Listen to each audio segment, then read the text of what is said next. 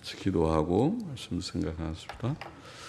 하나님 아버지, 수요일 저녁 저희들을 또 이 전으로 부르셔서 하나님께 예배드리고 하나님의 말씀을 함께 읽으며 부족한 종이 말씀의 뜻을 조금 설명하며 해석하며 또 함께 묵상하여 기록된 책의 말씀의 뜻을 깨닫기를 원하며 그 속에 담긴 하나님의 진리와 교훈을 기억하고 마음에 새기기를 원합니다.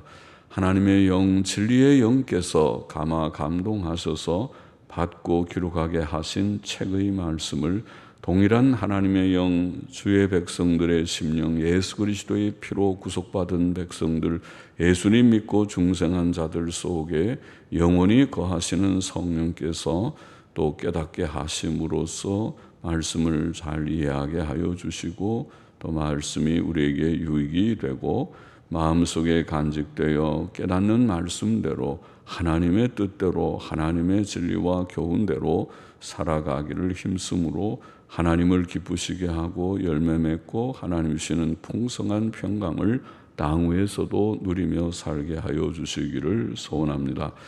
부족하고 미천한 종에게 말씀을 바로 해석할 지혜와 힘을 주옵시기를 감히 소원합니다. 예수님의 이름으로 기도하옵나이다. 아멘. 아멘. 자, 아모스 7장 말씀 좀 생각하겠습니다. 1절부터 다시 한번 보십시다. 주 여호와께서 내게 보이신 것이 이러하니라.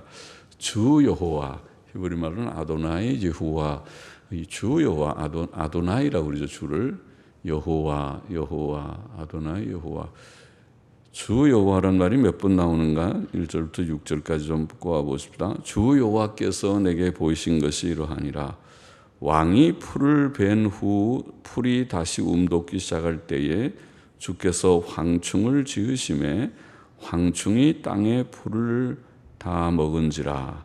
내가 가로되 주 여호와여, 두 번째 나오는 청컨대 사하소서. 야곱이 미약하오니 어떻게 서리이까 하매 여호와께서 이에 대하여 뜻을 돌이켜 가라사대 이것이 이루지 아니하리라 하시니라.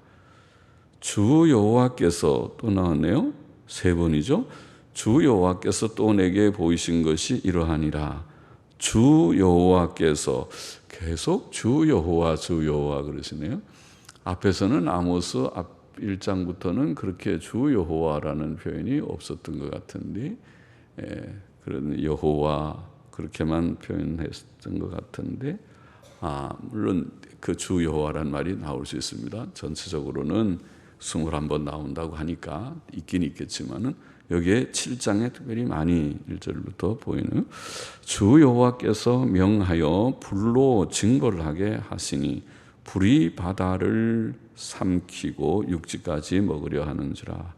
4번 지금 나왔습니다. 주 여호와. 이에 내가 가로되 주 여호와여. 또 아모스 선지자도 하나님께 주 여호와라고 또 부르고 있습니다. 주 여호와여, 청컨대 그치소서. 야곱이 미약하오니 어떻게 서리이까 하매 주 여호와께서 몇 번째인가요? 6번째. 6번. 주 여호와께서 이에 대하여 뜻을 돌이켜 가라사대 이것도 이루지 아니하리라 하시니라. 주 여호와 6번, 6절까지 6번 나왔는데, 주 여호와, 주는 말 그대로 주님이시라는 뜻이죠. 주님은 주인, 또 모든 것을 주관하시는 주권자, 우리가 주권적 섭리자, 그런 말을 말하는데, 하나님은 주권적 주권자이시죠. 하나님이 창조하실 때 누구랑 의논하셨습니까? 아니요, 우리는 아무도 없었습니다. 피조물이 아무도 없고 천사들도 없었습니다. 아무것도 없는 하나님만 계신 상태, 영원 자존하신 하나님께서 천지를 창조하셨죠. 그러니까 주권자이십니다. 하나님의 작정, 하나님의 섭리, 하나님의 창조, 하나님의 섭리, 모든 것이 작정, 계획과 창조와 그리고 섭리, 모든 것이 주권적 하나님께서 하시니, 그러므로 하나님이 주인이시고 주권자, 주왕이시고 주관하시는 자이십니다. 주권자, 주권적 작정, 주권적 섭리자 있습니다. 주 여호와께서 내게 보이신 것이 이러하니라.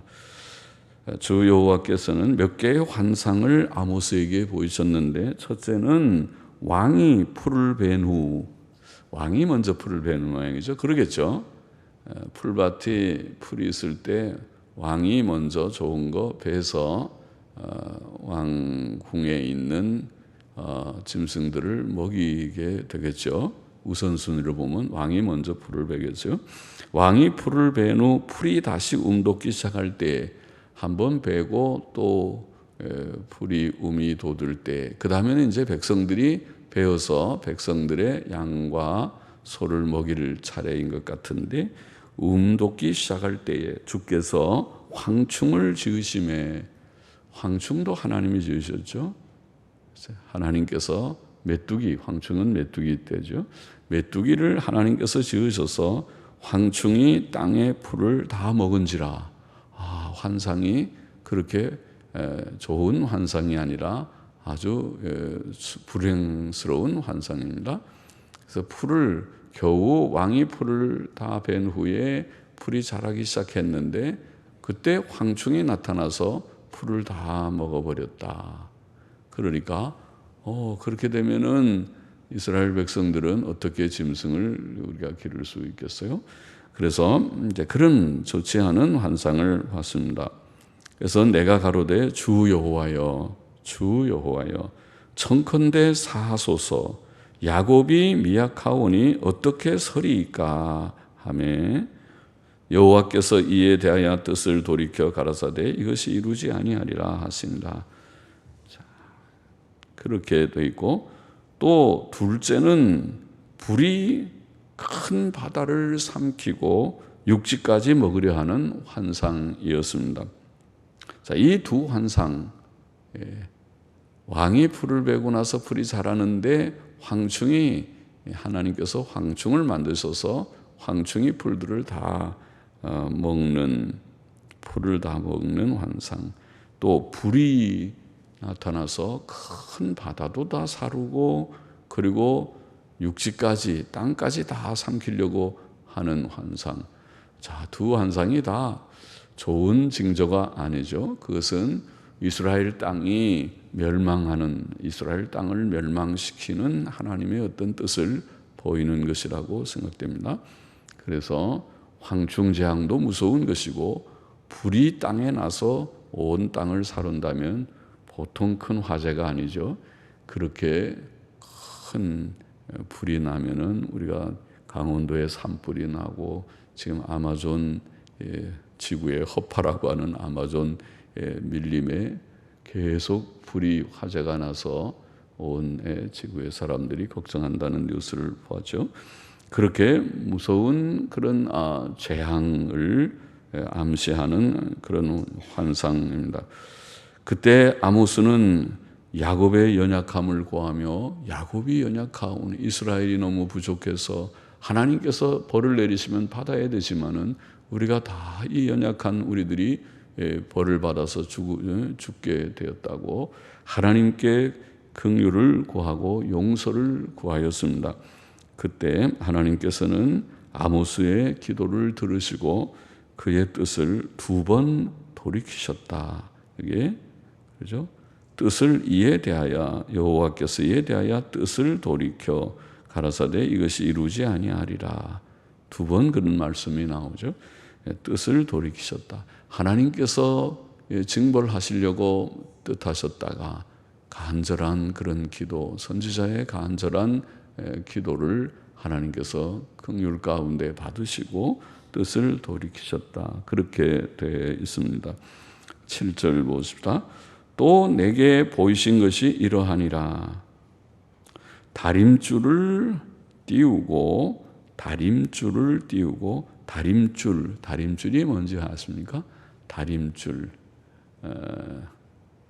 다림줄이라는 것은 이렇게 벽돌을 쌓을 때 요새는 뭐 타일 같은 거 붙일 때, 벽돌을 쌓는 건 많이 못 보지만은 집에 타일을 붙이면은 타일 공들이 와서, 타일 기술자들이 와서 타일 붙일 때 타일에 이렇게 줄을 잘 맞추려면 어떻게 하는 줄 압니까? 맨 위에다가 못을 하나 박든지 줄을 하나 쫙 매놓고 그 줄에 맞춰서 짝짝짝짝 붙여 올라가지요.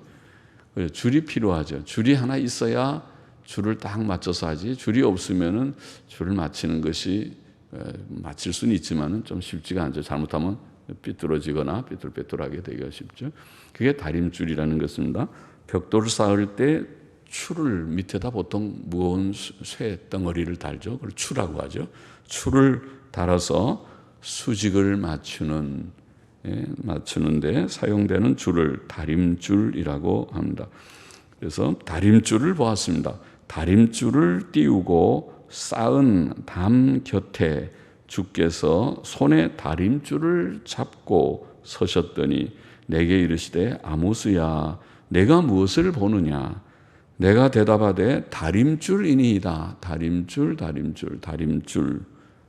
지금 무엇을 보았습니까? 다림줄을 보았습니다. 다림줄을 띄우고 쌓은 담을 이렇게 다 쌓을 때 다림줄을 줄을 딱 내려서 줄하고 다 쌓는 담 곁에서 주님께서 하나님께서 손에 다림줄을 딱 잡고 계시는 모습을 보았습니다. 그러면서 아모스야 내가 뭘 보느냐? 다림줄을 봅니다. 다림줄을 지금 주님께서 말씀하십니다. 내게 이르시되 내가 대답하되 다림줄이니이다. 주께서 가라사대 내가 다림줄을 그러면 다림줄도 4번이나 나와서 다림줄을 내 백성 이스라엘 가운데 베풀고 다림줄이 어떤 의미를 교훈을 주려고 하는 그런 상징물이 됐습니다. 다림줄을 내 백성 이스라엘 가운데 베풀고 다시는 용서치 아니하리니 이삭의 산당들이 황폐되며 이스라엘 성소들이 회파될 것이라. 내가 일어나 칼로 여로보암의 집을 치리라 하시니라. 자, 이 아모스가 사역하던 때가 여로보암 시대입니다. 여로보암 2세. 여로보암은 왕이 2번 있었죠. 처음에 북방 남방이 갈라질 때 솔로몬의 아들 르호보암이라는 왕 때에 이스라엘이 분열되지 않았습니까? 우리나라처럼 북쪽 남쪽으로. 그래서 북쪽을 그 다음부터는 이스라엘이라고 부르고 남쪽을 유다라고 불렀죠. 그때 처음에 북방의 처음 왕이 여로보암 왕인데 그 여로보암 말고 또 계속 세월이 흘러서 지금 여로보암이라는 사람이 또 한 사람이 있어요. 왕이. 그래서 여로보암 같은 이름이라 여로보암 2세 그렇게 부르는데 여로보암의 아들이 아니고 같은 여로보암인데 구별하려고 여로보암 2세라는 왕. 그때 아모스 때입니다. 그래서 여기 여로보암의 집이라는 말이 나오는 것이죠. 그래서 이제 내가 일어나 칼로 여로보암 집을 치리라. 자, 아모스가 본 이 다림줄은 무슨 뜻입니까? 다림줄은 하나님의 공의의 법을 가르쳤다고 볼 수 있습니다. 다림줄을 띄우고 쌓은 담이라고 하는 것은 공의의 법 위에 세워진 이스라엘 나라를 가리킨다고 하겠습니다. 이스라엘 나라는 하나님의 율법, 하나님이 주신 모세의 율법, 그거는 공의의 법이죠. 공의의 법을 하나님께서 주시고 그 법 기초 위에 하나님께서 나라를 건립하셨습니다. 그래서 그 나라는 나라의 법이, 우리나라는 헌법이 있고 또 모든 법들이 많이 있죠. 그런 법들이 있는데 그런 법률이라고 그러나요? 법률 규정들이 많이 있는데 이스라엘 나라는 헌법이나 법률이 곧 성경입니다. 모세 오경이 모세의 율법, 모세의 5권의 책이 그거를 토라라고 부르는데 히브리 말로는 토라를 이 이스라엘 사람들은 법전으로 여기는 것이죠. 그래서 토라, 그게 법입니다. 그것이 공의입니다. 그것이 우리도 헌법과 법률이 공의죠. 그것을 어기면 안 된다. 헌법에 기초해야 되고 헌법의 정신에 따라서 여러 법률을 만들고 법률을 잘 지켜야 되고 그거 안 지키면 감옥에 들어가고 그렇게 벌을 받고 그렇게 하는 것이죠. 그처럼 공의의 법에 이스라엘도 세워져 있습니다. 주께서 담 곁에 손에 다림줄을 잡고 서신 것은 공의로 판단하시고 심판하신다는 것이죠. 하나님께서 공의의 법으로 세워져 있는 담을 이미 다림줄로 세워놓았고, 그리고 거기서 하나님이 줄을 딱 잡고 계신 것은 내가 지금 공의로 너희들을 잘 살피고 있다. 너희가 내 법, 특별히 우리가 잘 아는 십계명, 하나님을 섬기는, 그리고 하나님을 바로 사랑하고 섬기고, 그리고 서로 사랑하고 모든 것을 의롭게 선하게 진실하게 행하라고 하는 법이죠. 그 법에 비추어서 잘 살고 있는지 내가 지금 판단한다. 내가 보고 그리고 심판을 하겠다. 이런 뜻이 있다고 보겠습니다. 내가 다림줄을 내 백성 이스라엘 가운데 베풀고 다시는 용서하지 아니하리라는 말씀은 하나님께서 참고, 앞에서 지금 2번 용서하셨지요. 황충 환상, 황충재앙의 환상, 그리고 불재앙의 환상을 아모스가 하나님, 이스라엘이 미약하오니, 우리가 너무 연약하고 부족하오니 이렇게 하면 다 죽습니다. 우리가 다 멸망하는데 용서해 주옵소서. 긍휼을 구할 때 하나님께서 뜻을 2번이나 돌이키셨다고 하는데, 그런데 이번에 다림줄 환상은 이제는 내가 심판을 내린다, 그런 뜻이 보이죠. 그래서 하나님께서 참고 긍휼히 여기시는 것도 주 여호와께서, 주님이 하실 수 있죠. 주님이 긍휼도 여기시고 주권자이시니까 주의 긍휼로 용서도 하시지만은 주께서 또 안 되겠다, 이제는 안 되겠다, 내가 벌을 내려야겠다고 하실 수도 있죠. 주님이 하실 수 있죠. 주님은 공의의 법으로 공의를 시행하실 수도 있어요. 왜 하나님 우리에게 긍휼을 안 베푸십니까? 우리가 그렇게 요구할 권한은 없습니다. 마치 잘못한 아이가 부모가 매를 들고 너 잘못했지, 종아리 걷어, 또 손바닥 좀 때릴까, 어디 매를 좀 맞아야 되겠다.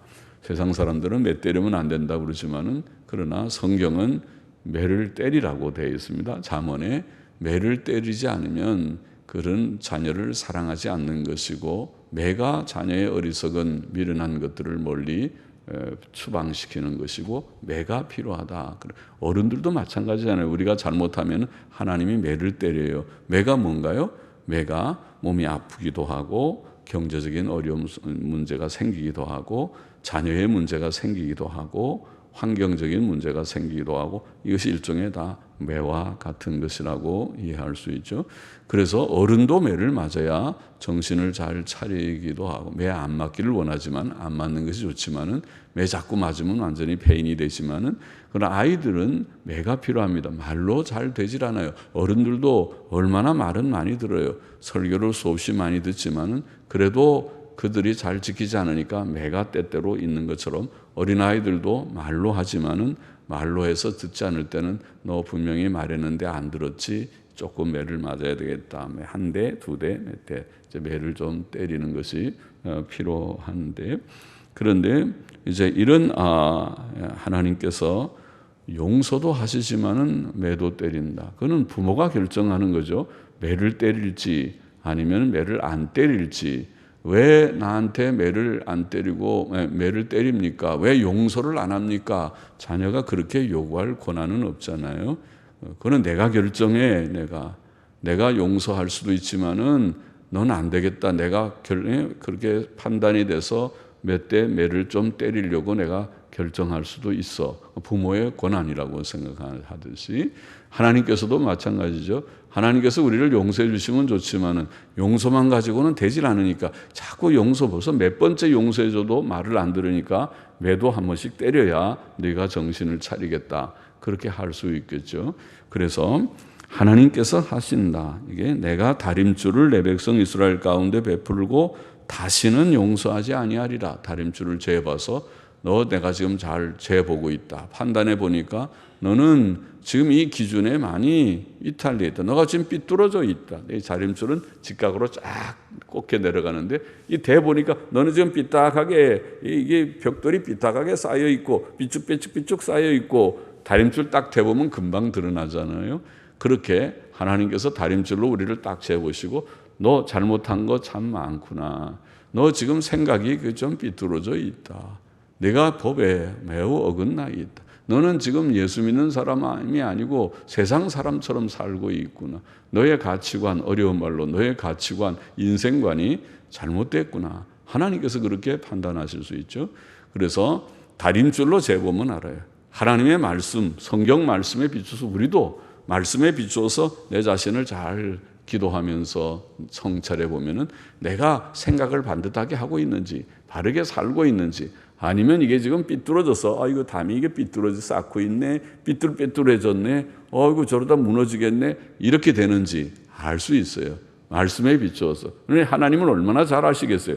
내가 다림줄을 들고 너 지금 보고 있다. 그 말은 내가 삐뚤어져서 지금 내가 고치지 않고 하면은 확 무너지듯이 내가 너를 무너뜨린다. 너를 징벌한다. 벌 준다. 매를 때린다는 말씀이죠. 그래서 하나님께서는 공의의 심판의 날도 있음을 보이시는 것입니다. 그는 회개치 않는 죄인들을 끝까지 내버려 두지는 않으실 것입니다. 하나님께서 참고 기다리고 회개해 고쳐 빨리 고치라 하지만은 그래도 고치지 않을 때 노아의 홍수 심판, 소돔 고모라의 불유황불 심판, 또 가나안 7족의 그런 완전한 다 멸망의 심판 하나님께서 하시는 거죠. 하시는 것입니다. 하나님께서 하신다. 최종적으로 마지막 심판과 지옥의 불도 하나님께서 예비하셨습니다. 이스라엘 백성은 우상 숭배에 깊이 빠져 있습니다. 그래서 하나님께서는 우상 숭배의 장소가 된 산당들과 성소들을 파괴시킬 것이라고 그렇게 표현합니다. 우상 숭배는 가장 큰 죄악이죠. 하나님의 죄, 1, 2계명을 범하는 죄죠. 그래서 하나님께서는 하나님을 바로 알지 못하는, 사람이 하나님을 바로 알지 못하고 하나님을 경외하지 못하면 모든 죄가 거기서 나오는 것입니다. 하나님 무섭지 않은데 못할 짓이 뭐가 있겠습니까? 못할 짓이라고 하죠. 사람이 하나님을 두려워해야 하나님 계신 줄 알아야 하나님께서 우리를 보고 계신 줄 알고 하나님 앞에 바로 잘못하면 천벌을 받는다는 걸 알아야 조심하지. 그렇죠. 하나님 없다고 생각하는데 하나님을 무시하고 하나님 계시긴 어디 계시? 뭐 계명 아이고 너무 귀찮게 그러시면 내가 알아서 내가 하니까 내버려 두라고 내가 알아서 내 모든 것을 한다고 생각하는 사람들이 못할 짓이 뭐가 있겠어요. 뭐든지 자기가 하고 싶은 대로 다 살 것입니다. 그러니까 제일 큰 죄죠. 우상숭배죄입니다. 하나님을 섬기지 않고 자기를 우상으로 섬기거나 그 가치관에 돈이 모든 것의 핵심 가치, 최고 가치가 되어 있는 사람은 무슨 일이든지 다 할 수 있습니다. 돈만 된다면 속일 수 있고 돈만 되면 죽일 수 있고 돈만 된다면 내가 정조도 팔아버릴 수 있고 돈이 되면 뭐든지 다 하는 것입니다. 그러니까 그 사람은 하나님을 섬기는 것이 아니라 돈이 절대가치, 최고가치이기 때문에 그런 것과 같은 것입니다. 그래서 하나님께서 모든 산당들과 성소들, 우상숭배의 자리들이죠. 그것을 파괴시킬 것이고 내가 일어나 칼로 여로보암의 집을 치리라. 여로보암의 집을 치리라. 여로보암은 꽤 오랫동안 그래도 치리한 그런 세력이 있는 왕이라고 역사적이 구약의 역사에 열왕기하 15장쯤이죠. 역사에서 볼 수 있는데 그런데 우리가 열왕기하 15장을 읽어보면은 여로보암의 아들 여로보암이 죽고 그 아들 스가랴라는 왕이 되었을 때 왕이 된 지 6개월 만에 6달 만에 살룸이라는 신하가 반란을 일으켰습니다. 모반을 일으켜 반란을 일으켜서 스가랴 그 여로보암의 아들을 죽여버렸습니다. 그러니까 여로보암의 집이 지금 어떻게 됐어요? 내가 일어나 칼로 여로보암의 집을 치리라. 하나님께서 치신 셈이 됐죠. 반란이 일어났으니까 살룸이 치고 그 다음에 열왕기하 15장에 보면 그때부터 이스라엘에는 더 반역이 계속되었습니다. 살룸도 오래 있지 못하고 또 다른 이에 의해서 모반을 당하고 또 모반을 당하고 그러다가 세월이 조금 몇 대를 거쳐 나가다가 마지막 이스라엘의 마지막 왕 때가 되어 이스라엘이 멸망을 하게 되는 이스라엘이 아수르 나라에 의해서 멸망을 당하는 역사가 열왕기하 15장 한 17장쯤에 나오든가 그러죠. 그러니까 15장 지금 이 여로보암 왕의 죽음 이후에 이스라엘은 몰락의 길로 걸었다고 보입니다. 10절 보십시다. 때에 베델의 제사장 아마샤가 이스라엘 왕 여로보암에게 귀별하여 가로되, 자, 베델의 제사장, 베델은 우상 숭배의 장소였죠. 처음부터 북방은 단과 저 북쪽의 단과 남쪽의 베델에 금송아지를 세우고 섬겼다고 성경이 되어 있습니다. 그러면 베델의 제사장 아마샤는 우상 숭배자임이 분명합니다. 베델의 제사장 아마샤가 이스라엘 왕 여로보암에게 귀별하여 가로되, 이스라엘 족속 중에 아모스가 왕을 모반하나니. 자, 이 사람 참 하나님을 경외하는 사람이라면은 하나님의 종을 이렇게 비난하고 이렇게 모함하지 않겠죠. 그렇죠? 아모스의 말이 옳은 말이고 우리가 그대로 살지 못하고 우리는 우상 숭배라고 이거 잘못되고 우리가 고쳐야 되는데 이게 너무 우리가 잘못 길을 많이 왔고 이렇게 깨달아야 되는데 깨닫지를 않고 오히려 아모스를 모함합니다. 왕에게 기별하여 이스라엘 족속 중에 아모스가 왕을 모반하느니. 언제 아모스가 왕을 모반했습니까? 모반하지 않았습니다. 그 모든 말을 이 땅이 견딜 수 없나이다. 아모스가 말하기를 여로보암은 칼에 죽겠고 이스라엘은 정령 사로잡혀 그 땅에서 떠나겠다 하나이다. 그건 하나님의 말씀이죠. 아모스가 모반을 해서 지어낸 얘기가 아니고, 모반은 자기가 못을 지어내고 자기가 권력을 찬탈하려고 할 때 모반이라고 하는 것이지, 하나님께서 이스라엘이 잘못하고 우상 숭배하고 죄를 지어서 하나님이 내리시는 심판의 선언을 선지자가 전하는 그 선언이 모반입니까? 그것은 하나님의 말씀, 두려운 하나님의 말씀으로 받고 그 앞에 굴복하고 회개를 해야 될 일이지, 이것을 모반이라고 아모스를 비방하고 비난하고 아모스가 왕을 모반한다고 그렇게 왕한테 말을 해서 왕을 선동해서 왕이 아모스를 잡아 죽이게 하려고 하는 그런 생각을 하다니. 베델의 제사장 아마샤, 그가 참 어떤 사람이지, 하나님 앞에서 그가 얼마나 악한 일을 하고 있는지 우리가 알 수 있겠지요. 그래서 이렇게 아마샤가 말을 하고 또 아모스에게 이르되, 선견자야, 너는 유다 땅으로 도망하여 가서 거기서나 떡을 먹으며 거기서나 예언하고 다시는 베델에서 예언하지 말라. 너는 그런 말 하려면 유다로 내려가, 여기 이 베델에 있지 말고 유다로 가라고, 그렇게 이 아모스를 배척하고 쫓아내려고 합니다. 이 베델은 이는 왕의 성소요 왕의 궁임이니라. 베델은 왕의 성소와 같고 이 거룩한 거기 곳이라. 거기에 금송아지 우상을 섬기는 곳이니까 왕의 성소요 왕의 궁이 여기 있다, 이렇게 말을 합니다. 아모스가 아마사에게 대답하여 가로되, 나는 선지자가 아니며. 아모스가 대답하기를, 나는 선지자가 원래 아닙니다. 나는 선지자의 아들도 아니요 나는 목자요 소 키우는 목자다. 원어에는 그렇게 되어 있습니다. 나는 소 키우는 목자입니다. 아모스는 원래 소를 키우는 목자였다고 말을 합니다. 또 뽕나무를 배양하는, 뽕나무라는 말은 무화과 나무 그런 뜻인데, 뽕나무나 무화과가 같은지는 몰라도 다른 것 같은데, 그래 뽕나무라고 우리가 번역한 말은 영어 성경에 보면은 무화과 나무라고 그렇게 되어 있습니다. 그래서 요새는 무화과가 그래도 이제 많이 알려져 있어서 무화과 열매가 어떤 건지 이제 맛도 볼 수 있고 그렇죠. 많이 또 비싸지도 않는 것 같고 그렇습니다.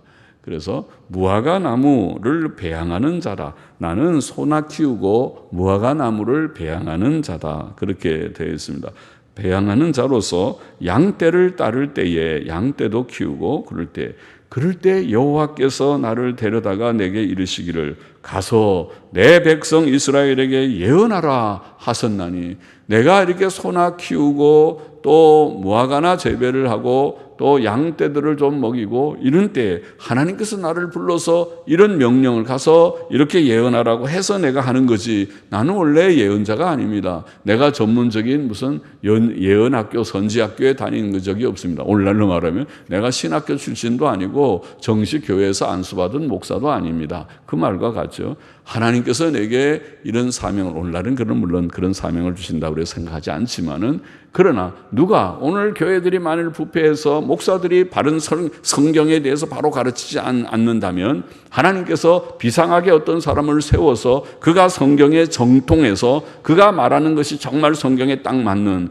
옛날 D.L. 무디처럼, D.L. 무디 선생은 그렇다고 그러잖아요. 그는 구두수성공이었습니다. 구두수성공이지만은 그가 새벽부터 일어나서 열심히 성경 읽고 기도 많이 하고 하는 경건한 생활 속에서 D.L. 무디가 설교를 한다 그러면 사람들이 많이 모였다고 하죠. 거기에 들을 것이 있다. D.L. 무디가 성경을 풀어주면 성경이 좀 밝아지고 거기에 깨닫는 바가 있고 하니까 사람들이 들을 것이 있으니까 모여왔다고 하죠. 그와 비슷한 것이죠. 그가 어떤 신학교 과정을 통해서 말씀의 훈련을 받았다기보다 하나님께서 특별한 은혜로 말씀의 훈련을 시켜. 그러나 다른 얘기해서는 안 되고 성경 얘기를 하는데 성경을 누가 바르게 해석하고 성경을 누가 바르게 잘 알아듣기 쉽게 우리에게 전해주느냐 하는 것이 관건이겠죠. 성경 말씀으로 바로 전하는, 아모스는 그런 사람이었습니다. 하나님께서 아모스에게 전할 말씀을 주었습니다. 그래서 이제 너는 여호와의 말씀을 들을지니라. 그는 선지자이기 때문에 여기에 베델의 제사장 아마샤에게 예언을 합니다. 내가 이르기를 이스라엘에 대하여 예언하지 말며 이삭의 집을 향하여 경계하지 말라 하므로, 예언하지 말고 저 유다로 쪽으로 내려가라고 나를 쫓아내려고 그렇게 말을 하므로, 여호와께서 말씀하시기를 이제 이 아마샤에게 하나님의 내리시는 징벌을 선지자로서, 하나님의 영감받은 선지자로서 선언하기를, 첫째, 내 아내는 성읍 중에서 창기가 될 것이요. 아유, 굉장히 무서운 재앙이네요. 아내가 사랑하는 아내가 행위 단정하지를 않았는지 그 아내가 성읍에서 창녀처럼, 매춘녀처럼 몸을 파는 사람처럼 돼버릴 것이다. 왜 그러는지, 집이 가난해져서 그런지 창기가 될 것이고, 둘째, 내 자녀들은 칼에 엎드러지고 사랑하는 자녀들이 칼에 죽을 것이고, 셋째, 내 땅은 줄띄어 나누일 것이며, 아마 집에 땅도 좀 있었나 보죠. 제사장이 무슨 돈이 있어서 내 땅이 줄띄어 나누일 것이요. 사람들이 다 그것을 나누어서 가져갈 것이고, 너는 더러운 땅에서 죽을 것이고 너 자신이 죽을 것이고, 그리고 다섯째, 이스라엘은 정령 사로잡혀 그 본토에서 떠나리라. 이렇게 예언을 하였다고 되어 있습니다. 자, 본장의 교훈을 몇 가지 우리가 좀 기억하십시다. 첫째, 우리가 처음 말씀드렸지만 하나님께서는 주 여호와, 아도나이 여호와, 주 여호와, 이 아모스의 전체 21번, 제가 다 자세히 꼽아보진 않았지만 내가 어느 책을 봤는지, 아니면 내가 언제 뽑아봤는지 모르지만 제 성경에 써있기를 21번 나온다고 써있고, 우리가 아까 읽은 1절부터 6절에서만도 6번 나왔습니다. 꼽아볼 수 있어요. 주 여호와, 아도나이 여호와. 또 우리가 그런 것은 우리가 그 콩콜단스라고 그러죠. 그 성구사전이라고 그러죠. 성구사전, 또 히브리어 헬라어 성구사전을 되져보면은 쫙 그게 몇 번인지 금방 우리가 체크해 볼 수가 있죠. 21번, 여기 본장에 6번, 주 여호와 무슨 뜻이라고 그랬습니까? 온 세상의 주인이시오, 주권적 섭리자이신 하나님. 굉장히 중요한 진리라고 했습니다. 하나님을 안다는 것은 하나님이 주권적, 하나님의 창조와 섭리를 아는 것이 하나님을 아는 것입니다. 이 온 세상이 하나님이 만드신 세상인 걸 모르는 자는 뿌리를 모르는 자입니다. 그리고 이 온 세상에 하나님께서 다스리신다는 것을 모르는 자는 하나님을 모르는 무신론자입니다. 우리가 하나님을 알고 하나님을 섬긴다는 것은 창조의 지식, 섭리의 지식이 사실은 전부입니다. 섭리 속에 구원의 모든 과정 전체가 다 들어 있습니다. 오늘 주 여호와라는 말은 하나님께서 모든 일을 다 주관하십니다. 우리의 주인이시고 우리에게 벌도 내리시고 우리에게 구원도 베푸시는 이십니다. 그러면 하나님과 대적되면 그 속에 행복이 없는 건 당연한 것이고, 우리가 참 이 세상에서 평강을 누리려면 하나님과 늘 보조를 같이 하고 동행하는 자가 되어야 하는 것은 마땅한 일이죠. 하나님을 바로 알면 그런 깨달음을 가져요. 그것이 경건입니다. 하나님 앞에서 사는 것입니다. 하나님을 창조자요 섭리자로 인정하고 깨닫게 되고, 하나님과 기도로 교통하고 하나님 주신 성경 말씀을 내가 주야로 묵상하고, 그렇게 된 경건한 삶을 살게 되는 것입니다. 우리는 하나님을 주 여호와 하나님으로 바로 깨닫고 또 하나님의 뜻대로 우리가 살고, 그래서 우리 자신을 위해서, 이웃을 위해서 기도도 하는 것입니다. 그가 모든 것을 주장하시는 자가 아니라면 뭐 하려고 기도하겠습니까? 그러나 그가 모든 것을 주장하시는 자이라면, 자이기 때문에 기도 안 하면 안 되죠. 기도해야 되죠. 하나님께, 하나님, 내가 이것이 너무 부족합니다. 믿음이 부족합니다. 마음이 연약합니다. 나의 심령에 강한 평안과 굳센 심지를 주옵소서. 심지가 굳은 사람이 복되다고 하지 않았습니까? 흔들리지 않는 믿음, 굳은 의지를 주옵소서. 주님을 믿고 따라가는, 이 세상에서도 마음에 의지가 굳은 사람이 큰 일을 하지요. 보통 그러잖아요. 사람이 많은 고난이 있어도 거기에 굴하지 않고 7전8개 7번 가닥 넘어져도 다시 또 일어나서 또 하는 그런 사람들이 세상에서도 대체로 다 성공해요. 왜? 사업에 성공하는 사람들이 처음부터 다 되잖아요. 대기만성이라고 처음에 어려움을 많이 겪으면서 그렇게 엎치락뒤치락 하면서도 의지가 굳게 나가서 성공한 사람들이 아마 대부분 이 세상의 성공자들이 그럴 것입니다. 우리가 세상 성공을 지금 칭찬하는 것이 아니라 그렇게 하듯이 하나님 앞에서의 신앙의 생활도 마찬가지입니다. 비슷한 것입니다. 하나님 중심으로 사는 심지가 굳은 하나님 밖, 세상 사람들은 헛된 돈이나 자신의 성공을 위해서 그렇게 굳은 의지를 가지지만 다 나중에 누려봐도 끝부분에 가서, 생의 마지막 가서 이것이 다 헛되구나. 내가 무엇을 위해서 이렇게 수고했는지, 이 일을 위해서 달려왔나. 그리고 이제 그렇게다가 죽음을 맞이하게 되지만은 우리 예수 믿는 사람들은 다르죠. 하나님을 알고 하나님 앞에서 심지가 굳게, 심정에 굳은 의지를 가지고 평안을 가지고, 웬만한 것들은 아무것도 아니다. 세상의 외적인 조건들은 아무것도 아니다. 있다 없어지고 없다 있기도 하고 아무것도 아니다. 이렇게 깨달아지는 것이 신자입니다. 신자는 하나님 중심으로 사는 자입니다. 주 여호와, 아도나이 여호와 하나님을 우리가 바로 둘째로 하나님께서는 온 세상을 공의로 심판하실 것이다. 공의로. 황충재앙, 불재앙, 다림줄로, 다림줄이 뭐라고 했습니까? 공의의 법으로. 하나님께서 다림줄을 들고 계십니까? 하나님께서 지금 오늘 우리에게 집사님 또 우리 소망 청년 학생 다 다림줄을 이렇게 하고 아무게 어떻게 사는지 내가 한번 대보자. 다림줄. 됐어. 딱 반듯하게 잘 살고 있어요. 잘 됐어요. 여기 교회 온 사람들이 다 바르게 잘 하는 것 같아요 하고 딱딱 대보는지, 아니면 대보고 이게 좀 이상한데 이게 삐뚤삐뚤 지금 그렇게 지금 자꾸 나가면은 무너져. 그렇게 벽돌을 그렇게 쌓으면 무너지는데 이거 삐뚤어져 가는데 삐뚤빼뚤 왜 그렇게 왔다 갔다 그래 보기 싫게 그렇게 하고 있어요. 그렇게 하는지, 아니면 딱 대보고 잘하고 있어요. 아주 반듯하게 잘 믿음의 건립을 하고 있습니다. 그렇게 보실지, 다림줄로 우리를 보시고 판단하시고 거기에 대해서 잘못할 때에 징책하시는, 우상숭배는 가장 큰 죄로 우상숭배자 아마샤의 결말은 참으로 비참할 것이라고, 내 아내는 성읍에서 창기가 되고 내 자녀들은 칼에 죽고, 얼마나 비참한 그런 선언을 들었던 것입니까? 참 종교를 대적하고 계명을 어기는 모든 부도덕한 거짓 종교들은 결국 망할 것입니다. 거짓 종교인들은 망할 것입니다. 하나님은 온 세상을 공의로 심판하십니다. 셋째로, 그러므로 우리는 사시고 참되신 하나님만 경외하고 섬기며 그의 계명에 순종하여 의롭고 선하고 진실하게 사는 것이 아모스의 사실 메시지 같죠. 메시지입니다. 아모스 우리가 5장 6절에서 읽었죠. 5장 6절에서 너희는 여호와를 찾으라 그리하면 살리라. 경건하라는 것이죠. 하나님 경외하며 하나님 중심으로 살라. 여호와를 찾으라 그러면 살리라. 우리가 하나님 중심으로 살아야 영생에 나아가지요. 하나님 중심으로 살라고 교훈했고, 5장 14절에는 뭐라고 그랬습니까? 너희는 살기 위하여 선을 구하고 악을 구하지 말지어다. 그 말씀도 기억하시죠?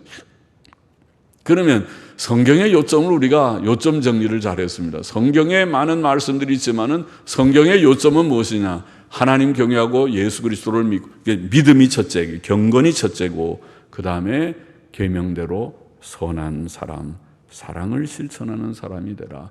그러니까 믿음과 선함, 선행이라고 할지, 예수님 믿고 구원받고 또 이제 참된 믿음 안에서 구원을 누리는 사람들은 이제는 좋은 사람 되세요. 선한 삶을 사세요. 그것이 성경의 메시지다. 성경의 요점이다. 거기에 비춰보면, 그것이 다림줄과 같아서 거기에 비춰보면 우리가 믿음이 있는가? 됐어요. 믿음, 주님만 믿습니다. 나의 의는 이것뿐 예수의 피밖에 없네. 나는 부족하지만 예수님의 십자가 공로로 천국 갈 것을 감히 믿습니다. 예수님의 의만 의지하고 있습니다. 믿음, 속죄신앙 됐습니다. 또 이제는 주의 뜻대로 살기 때문에 착하게 살립니다.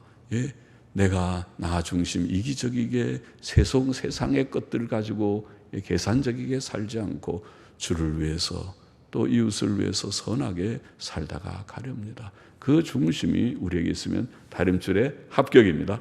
잘하고 있어요. 잘 살고 있습니다. 승리적인 삶을 할 것입니다. 믿음으로 살고 선을 행하십시다. 기도하십시다. 하나님 아버지, 주 여호와 하나님, 주권자 하나님을 믿는 굳건한 지식과 믿음을 주시고 또 공의의 심판자 하나님 앞에서 우리가 참된 경건과 선행으로 하나님의 뜻에 합한 삶을 늘 구하며 힘쓰는 저희들이 되게 하여 주옵소서. 예수님의 이름으로 기도하옵나이다. 아멘.